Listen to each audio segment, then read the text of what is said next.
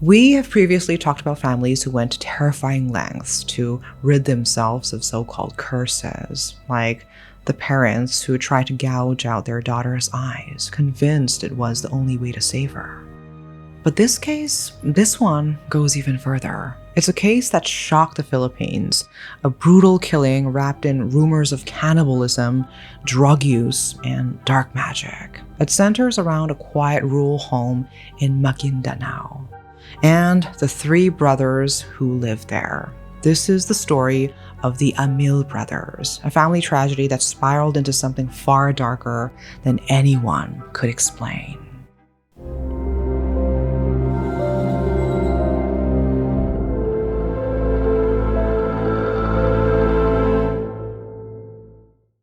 It happened in February 2014 in a small community called Parok Nabadtog, part of Barangay Kamasi in the town of Ampatuan.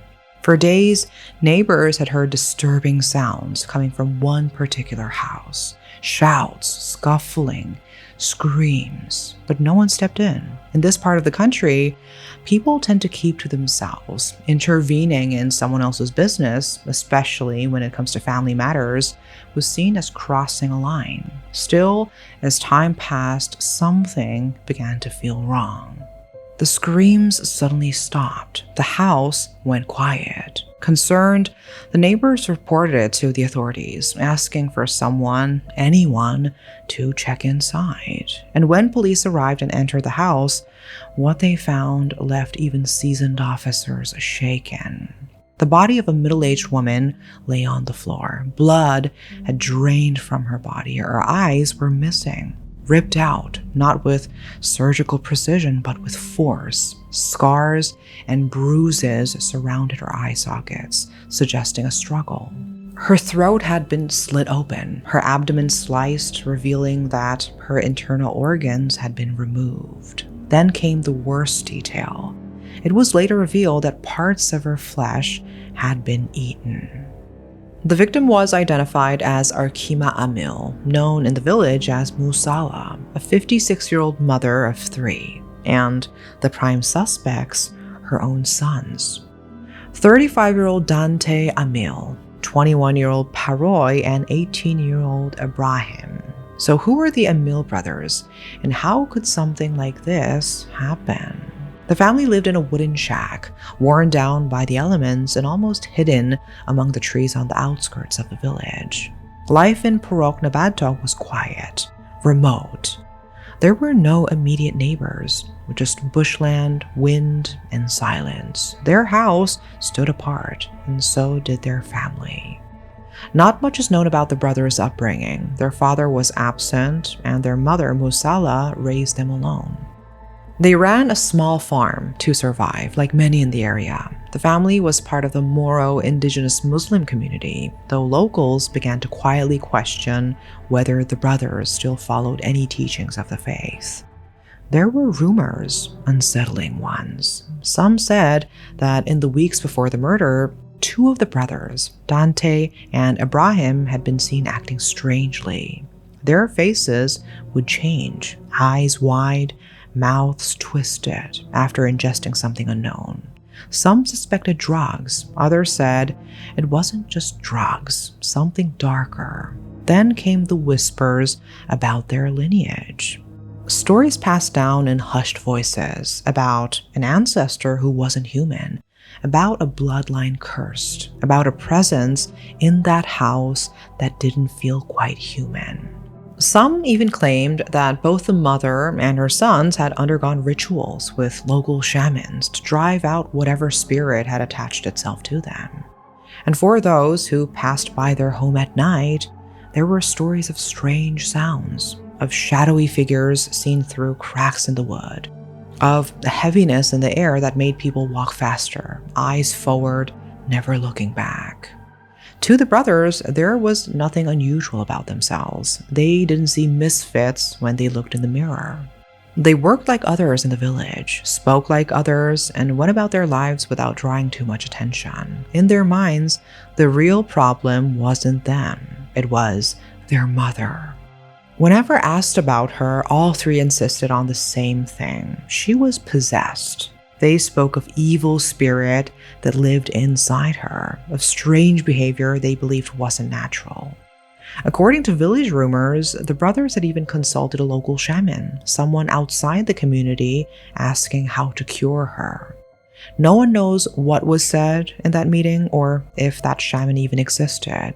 But whatever they heard or believed would soon lead to one of the most disturbing crimes the region had ever witnessed. It was early 2014. For most people in Barangay Kamasi, it was a normal day. They tended their fields, herded livestock, and prepared meals under the steady heat of the sun. But something was different at the Amil household. The brothers, usually seen around the village, were suddenly nowhere to be found. At first, no one thought much of it. Perhaps they had taken a few days off from work. But as the days passed and their absence stretched on, neighbors began to feel a quiet sense of unease. Inside the house, away from prying eyes, the three brothers had made a decision. They believed their mother's condition was beyond healing, that she was no longer herself. And so, they acted. The brothers dragged Musala across the floor by her arms. She was frail, sick even, but she fought back. She kicked, scratched, twisted her body with what little strength she had. One of them tied her hands to a wooden post inside the house. Her body collapsed to the floor, bound and helpless. And then they began to hit her, not in rage, not in panic, but with a cold, unsettling calm. One after another, they punched and kicked her while mumbling a phrase over and over. "Everything we're doing is to set you free." Some witnesses later claimed the violence lasted for days. It wasn't just physical abuse, it was torture. Neighbors heard the screams. At first, they sounded like arguments, family members fighting. Not unusual, but soon the sounds changed. They became cries of pain, screams of someone in agony. Still, no one stepped in. The house was remote, and many in the village preferred not to get involved in private matters. They informed the barangay captain, who brushed it off. Maybe someone just got hurt by accident. Let's wait and see. And then, silence. The screaming stopped. The house went quiet again. This time, the neighbors knew something was wrong. They urged the barangay captain to call the police. When officers arrived, they called out. No answer. They forced the door open and found themselves face to face with one of the most horrifying scenes they have ever witnessed. A woman's body lay tied to a wooden post, blood soaked into the dirt floor beneath her. Her clothes were torn, enough to reveal the gaping wounds across her neck and chest. Her throat had been slit so deeply, as one investigator described it, her head was barely still attached. Her chest had been opened, her eyes were gone, the sockets hollow, and her stomach empty. No organs remained. Whoever had killed her had also removed her insides. Some of the officers and local officials who arrived at the scene became physically sick, not from what they saw, but from what was described aloud. Police dug deeper. They tracked down the family's long-absent father. He claimed to know nothing, hadn't lived with them, hadn't seen the boys in years. He denied any involvement. News spread quickly, and so did the rumors. Some said the Amil family had always been cursed, that this was the work of a spirit, maybe even something demonic. Others said the brothers had become ghouls themselves. The three brothers were brought into custody. At first, they denied everything. They claimed to know nothing about the murder. They insisted they were innocent. But then one of them broke and confessed. When asked why, his voice shook and tears ran down his face. "We just wanted to cure our mother," he said. They insisted they hadn't wanted to hurt their mother, only to save her. She had been seriously ill for some time, but they had no money for medical care. Instead, they turned to belief, to folklore, to a shaman. Though no records were found of what the shaman had said or if he was even real, the brothers said they followed instructions, some kind of guidance that convinced them their mother was not simply sick, but possessed. And that possession, in their minds, could only be driven out through force. Still, no one in the community could have imagined it would end the way it did. The injuries told a clear story. Senior Inspector Ronald de Leon, leading the investigation, confirmed that Musala had been bound for a long time before her death. Bruises along her wrists and arms showed how tightly she had been tied down. Nearby, police found a machete. It was stained with blood. Investigators believed it was the weapon used to cut open her throat and chest. It had also likely been used to remove her internal organs, which led to the most disturbing question of all. What happened to the organs? Whispers became accusations. People wondered aloud, had the brothers really eaten them? Eventually, police got the confirmation they didn't want. The answer was yes. According to officials, and later confirmed by the brothers themselves, after cutting open their mother's body, they consumed her internal organs. They ate them directly from her body. The Amil brothers were deeply rooted in superstition. That belief system, twisted, misunderstood, or manipulated, may have been the reason behind the act of cannibalism. Even with their confession, nothing about the killing made sense. Their stated reason was to cure their mother. But how does torture become healing? How does dismemberment become salvation? The brothers claimed they didn't believe they were killing their mother, but rather the evil spirit had taken over her body. Still, that didn't explain why they cut open her chest, why they gouged out her eyes, why they ate her organs. When asked those specific questions, they offered no answers, just vague mentions of a ritual, no details, no location, no witness. No one could confirm whether the brothers truly believed in what they were saying, or whether it was a desperate attempt to avoid the consequences of what they had done. There was something else that didn't quite fit. People who knew the Amil family never saw them as dangerous. In fact, the brothers were often described as close, protective of one another, and above all, devoted to their mother. There had never been any talk of violence in the household, no signs of abuse, no history of threats or trouble with neighbors.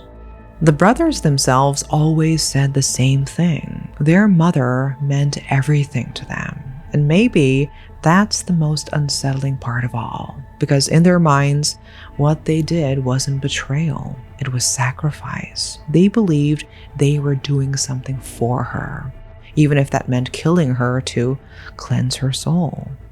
In most murder cases, especially ones as disturbing as this, authorities bring in mental health professionals to evaluate the suspects. But in this case, there was little to no public record of any formal psychiatric assessment. Still, many began to speculate. Some believe the brothers had developed serious mental health conditions, perhaps schizophrenia, or a form of psychosis triggered by deep-seated fear, suggestion, or cultural belief.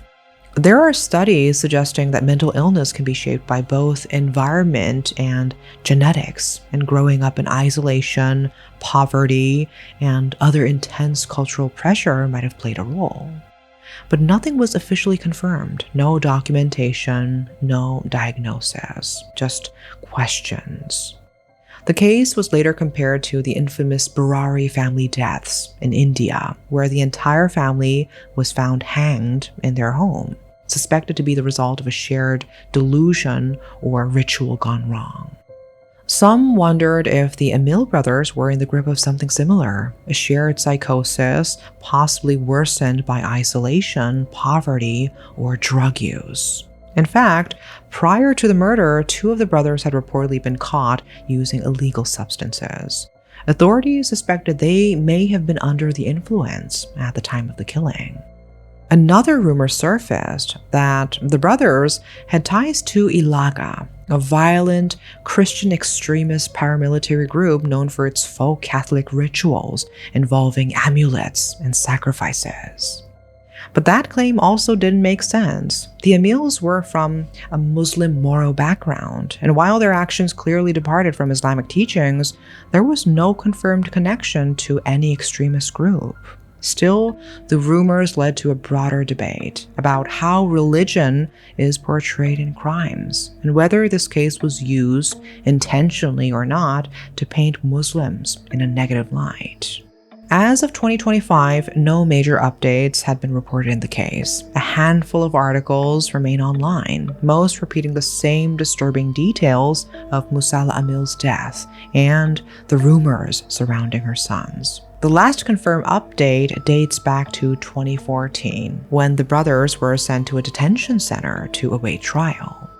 So what happened after that remains unclear. There are no public records of a trial, no sentencing, and no further statements from the family. But what we know is that parricide is a capital offense punishable by reclusion perpetua, which is equivalent to 40 years of imprisonment. So, given the severity of the crime and the fact that it involved a direct family member, the legal procedures would have followed standard protocol: arrest, formal charges, detention without bail, and trial proceedings, which has remained out of public view.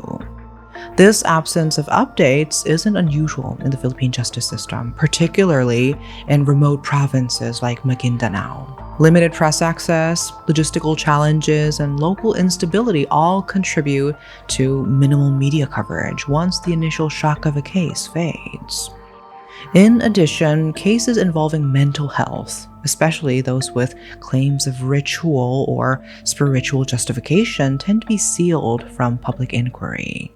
What truly led to this tragedy may never be fully understood, whether it was shaped by belief, isolation, mental illness, or something else entirely. But at the center of it all was a woman, Musalla Amil, a mother whose life ended in the most devastating way. So cases like this remind us to look beyond headlines and rumors, to consider the deeper forces that influence human behavior, and to remember that even in the darkest stories, real lives are affected.